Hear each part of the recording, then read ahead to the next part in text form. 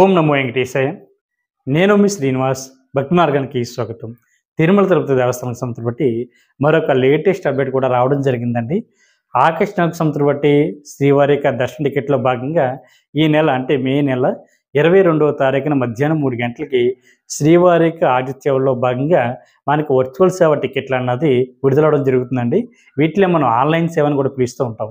ఇందులో మనకి శ్రీవారి యొక్క ఆతిథ్య సేవలు అయితే అందుబాటులో ఉంటాయి. ఇందులో మనకు ప్రధానంగా కళ్యాణం, ముంజలి సేవ, సహస్ర దీపాలంకరణ, ఆతిథ్య బ్రహ్మోత్సవం అనేటువంటి ఈ 4 రకాల సేవలు కూడా శ్రీవారి భక్తులకు అందుబాటులో ఉంటాయండి.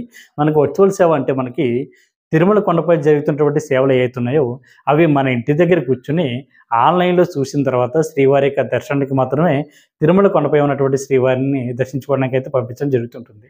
మనకి ఆన్లైన్ అంటేనే ఆ పేరులోనే అర్థం ఉంది కాబట్టి మనకి టీడీకి సంస్థను బట్టి అఫీషియల్ వెబ్సైట్లో కానీ లేదా టీడీకి సంస్థను బట్టి అండ్ శ్రీ వెంకటేశ్వర భక్తి ఛానల్లో కానీ మీరు ఏ సేవ అయితే బుక్ చేసుకున్నారో ఆ సేవని మీరు ఇంటి దగ్గర కూర్చొని చూసిన తర్వాత మాత్రమే మీకు తర్వాత రోజు నుంచి శ్రీవారి యొక్క దర్శనం అన్నది ఇవ్వడం జరుగుతుంది.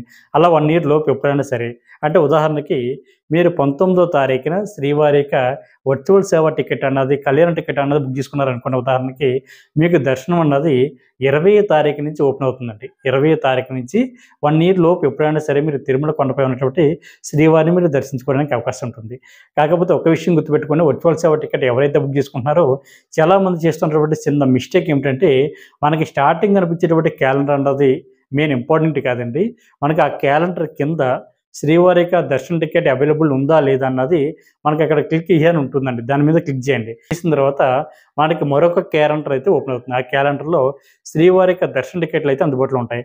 అప్పుడు ఆ డేట్లో మీరు అనుకున్నటువంటి డేట్లో శ్రీవారి యొక్క దర్శన టికెట్ అందుబాటులో ఉందా లేదా అన్నది చెక్ చేసుకుని అప్పుడు వర్చువల్ సేవ టికెట్ అన్నది బుక్ చేసుకోండి.